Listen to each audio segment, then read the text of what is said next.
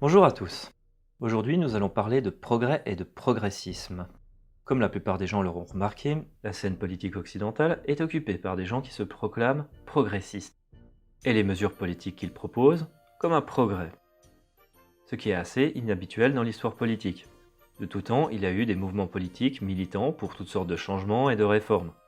Mais jamais aucun ne s'est proclamé comme l'incarnation universelle et intrinsèque du progrès. En général, un mouvement politique prend le nom d'un de ses éléments constitutifs fondateurs. Le royalisme fait référence au roi, le libéralisme fait référence aux libertés individuelles, le maoïsme fait référence à Mao. Pour comprendre pourquoi ces gens se proclament l'incarnation vivante du progrès en politique, il faut regarder dans quoi ce courant de pensée prend ses racines. Ce qu'on appelle aujourd'hui le progressisme prend ses racines dans les mouvements libéraux, socialistes et marxistes qui sont nés au XVIIIe et XIXe siècle. Cette période est dominée par une conception philosophique qu'on appelle le sens de l'histoire. C'est particulièrement visible chez Marx et c'est également particulièrement visible chez des auteurs libéraux comme Benjamin Constant. Pour ces auteurs, l'histoire est prédéterminée, elle a un sens. Et ce sens va toujours vers le progrès. Pourquoi l'histoire aurait un sens et ce sens serait toujours celui du progrès? Comment ces gens sont arrivés à de telles conclusions? D'une part, parce que l'Europe, au cours de ces derniers siècles, a connu les grandes découvertes et une révolution scientifique, ainsi que les bénéfices toujours plus importants qui vont avec. D'autre part, le mouvement intellectuel dominant de cette époque, qui est celui des Lumières, est majoritairement constitué d'auteurs protestants, donc qui ont eu une éducation religieuse protestante.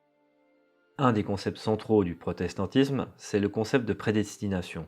Par exemple, chez les catholiques, si on fait des bonnes actions, on va au paradis, et si on fait de mauvaises actions, on va en enfer. Chez les protestants, le Dieu Tout-Puissant a déjà prévu à l'avance si on sera quelqu'un de bon, qui va au paradis, ou quelqu'un de mauvais, qui va en enfer. C'est assez intéressant de voir ce que devient un concept théologique né au XVIe siècle, donne 500 ans plus tard. Le sens de l'histoire est un concept philosophique qui a aujourd'hui plus ou moins été abandonné. Pourtant, il y a des gens qui pensent toujours que certaines mesures politiques peuvent être intrinsèquement un progrès. Or, c'est assez évident qu'un progrès est une appréciation subjective, qui dépend d'un contexte. Si un obèse fait un régime et perd du poids, c'est un progrès. S'il reprend du poids après son régime, c'est une régression. Inversement, si un anorexique prend du poids, c'est un progrès. S'il en repère, c'est une régression.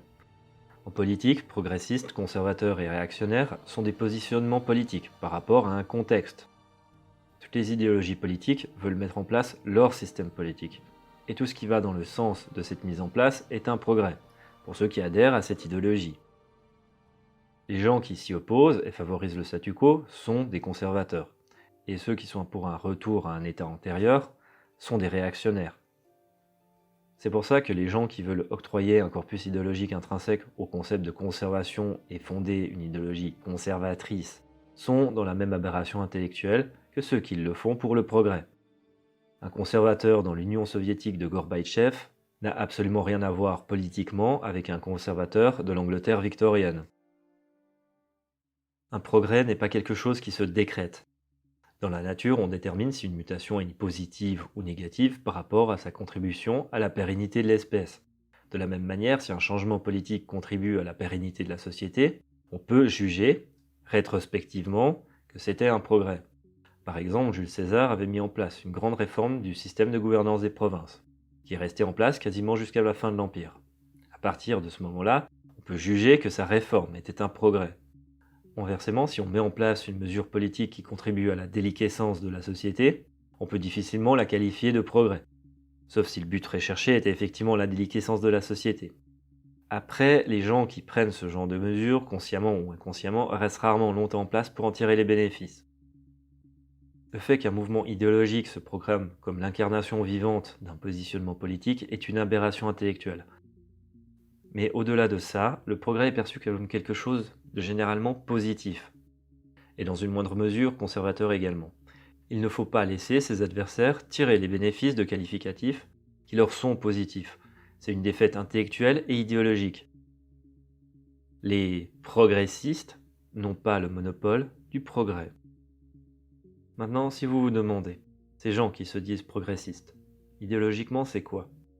Globalement, c'est la phase terminale du courant social-libéral, qui est un courant né il y a un peu plus d'un siècle, d'un syncrétisme entre le libéralisme et le socialisme.